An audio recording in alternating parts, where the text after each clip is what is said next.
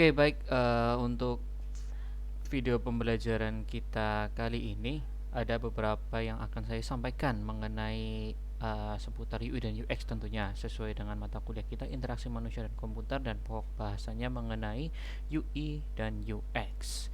Di pertemuan kali ini kita akan coba membahas mengenai bagaimana mendesain UI bagi terutama ya bagi yang pemula atau mungkin baru pertama kali.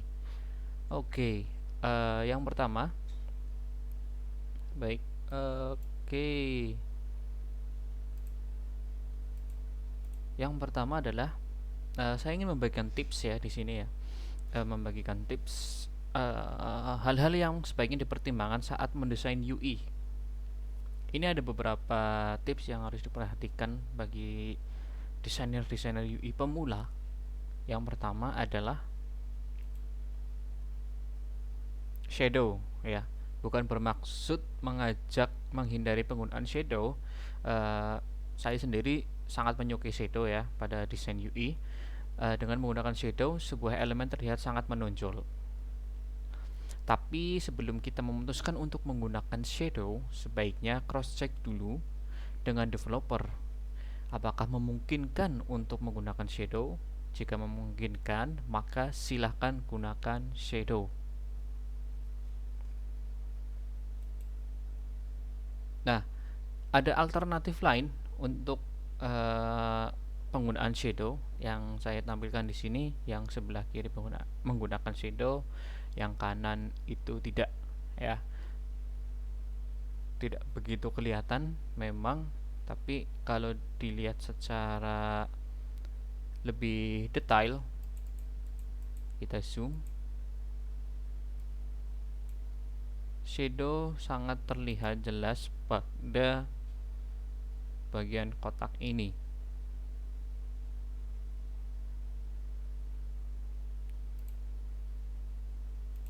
Oke, bagian kotak ini terlihat jelas ya shadownya ya. Kalau di sini tidak menggunakan shadow. Menurut teman-teman lebih enak dilihat yang mana kira-kira? Nah, disitulah penggunaan shadow dan fungsinya agar lebih enak dilihat. Oke, baik. Selanjutnya untuk penggunaan shadow,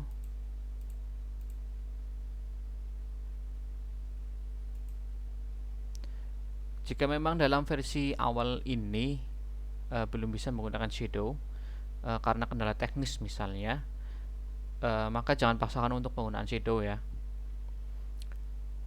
Sebagai alternatifnya bisa menggunakan border terlebih dahulu jika memang tujuannya adalah sebagai pemisah antara elemen dengan background, atau membuat backgroundnya menjadi lebih gelap.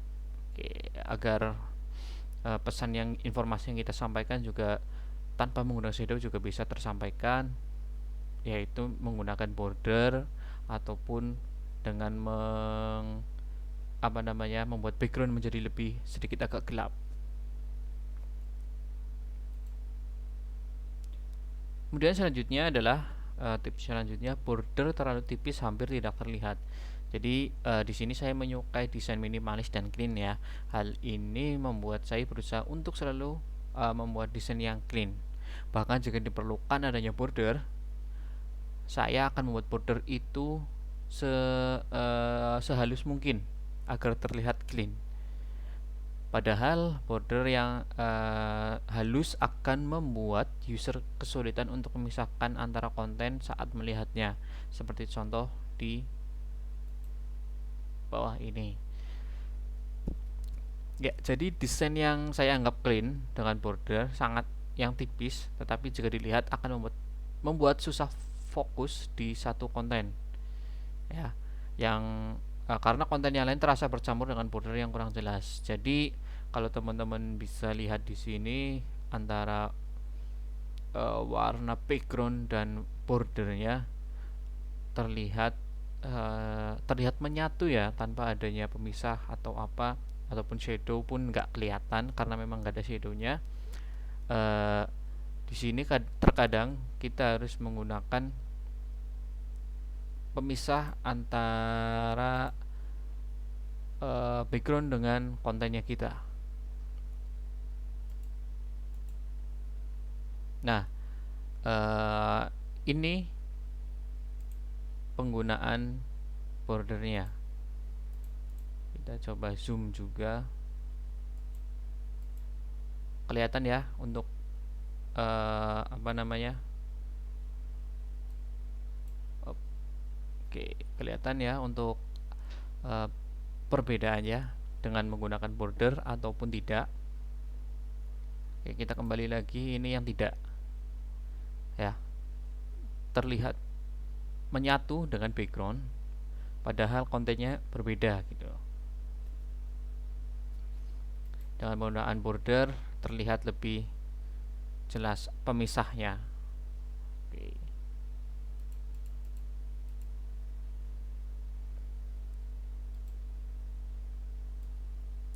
Jadi desain clean itu memang sangat diidamkan. Tapi di atas itu ada kenyamanan user yang harus diperhatikan. Itu yang paling penting.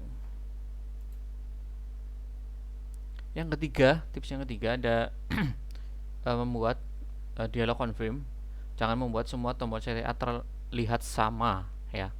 Bisa dilihat contohnya untuk tombol ya, ini ketika kursor menuju ke situ akan, atau mengklik ke situ akan berubah warna. Jadi ada pembedanya antara ya dan tidak. Kalau yang kemarin kita pelajarin itu adalah button ya dengan pemisah atau pembeda dengan yang lain adalah dengan warnanya ya. Itu bisa diterapkan juga. Oke, next.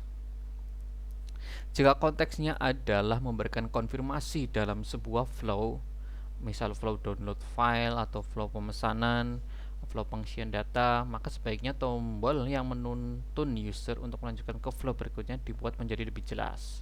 Karena dengan membuat tombol terlihat sama akan membuat user berpikir selama beberapa saat untuk mencari tombol dan melanjutkan ke flow berikutnya.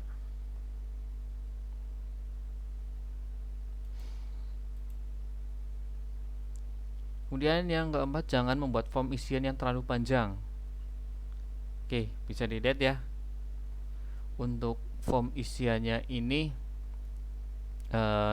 di gambar yang pertama, form isiannya itu kan panjang banget ya, panjang sekali sampai bla bla bla bla bla. Tapi yang di form kedua sama konteksnya tapi menggunakan sistem next atau lanjutkan. Jadi dikeluarkan 33 atau 3 atau 4, selanjutnya ke langkah selanjutnya.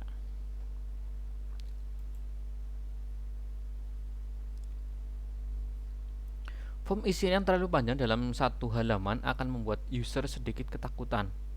Maka jika memungkinkan untuk dibuat menjadi beberapa halaman, maka lakukanlah. Dengan membuat flow pengisian data menjadi beberapa halaman, akan ada semacam sense of achievement yang membuat user nyaman untuk melanjutkan ke halaman berikutnya karena mengetahui beberapa step yang harus dilalui. Dan jika terjadi kesalahan dalam pengisian inputan, user juga akan lebih cepat untuk memperbaikinya. Yang kelima, jangan lupa membuat feedback. Ya, feedback yang dimaksud di sini adalah hal yang selanjutnya terjadi setelah user melakukan sesuatu operasi, misalnya upload foto ataupun operasi yang lain ya. Contohnya upload foto membutuhkan waktu yang mengupload ke server kan ya, butuh waktu untuk uploadnya, sehingga user diharuskan menunggu. Jika setelah user memilih foto tidak ada feedback sama sekali, maka user akan kebingungan. Mereka akan bertanya-tanya apa yang terjadi, apa sudah selesai uploadnya atau sudah terkirim atau belum. Nah, saat membuat desain jangan lupa untuk selalu membuat feedback, terlebih jika ada kondisi di mana user diharuskan untuk harus menunggu. Jadi kalau kita buat desain yang upload foto atau mungkin yang sampai harus user menunggu, tampilkanlah feedbacknya, misal foto berhasil terupload, seperti itu. Ada pesan, pop up pesan.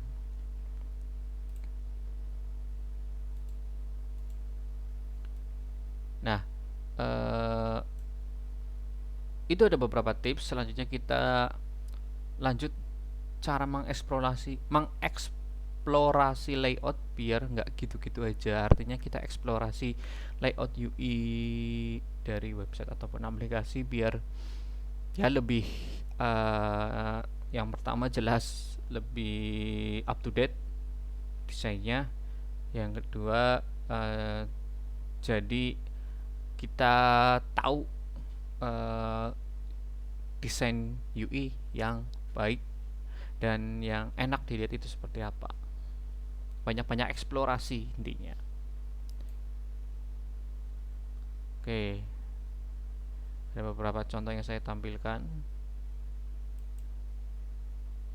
Nah, salah satu kunci agar tampilannya tidak gitu-gitu aja adalah dibikin sedikit berbeda dari layout pada umumnya.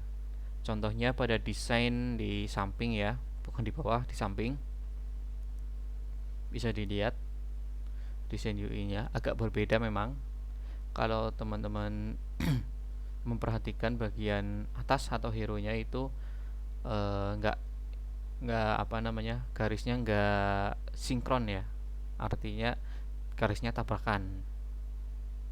Tapi dilihatnya bagus-bagus aja ya. Ya kan, penempatan bukunya ini sedikit berbeda dari biasanya. Bukunya sedikit keluar dari kotak dan itu membuat keseluruhan layout terlihat beda, tapi tetap mempertahankan fungsionalitasnya. Selanjutnya, perhatikan desain berikut. Oke. Sudah? Berbeda ya. Ini juga diperhatikan dulu. Enak dilihat masih ya. Jadi terdapat sebagian teks yang berada di atas gambar.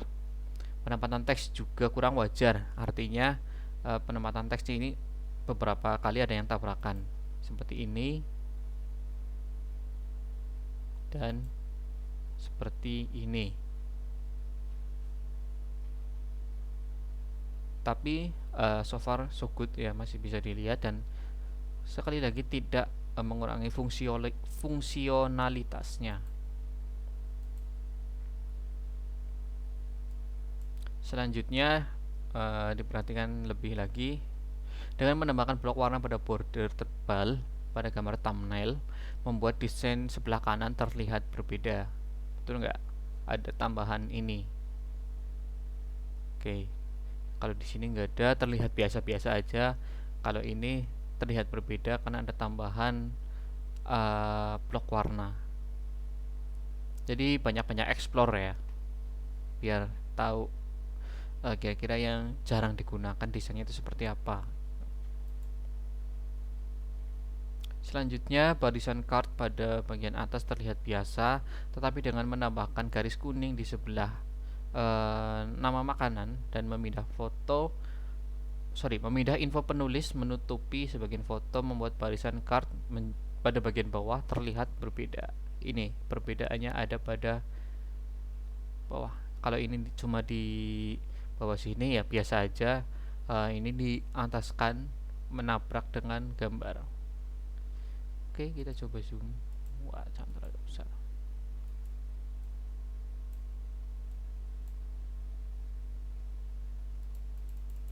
Nah, oke, kelihatan ya. Seperti ini bedanya.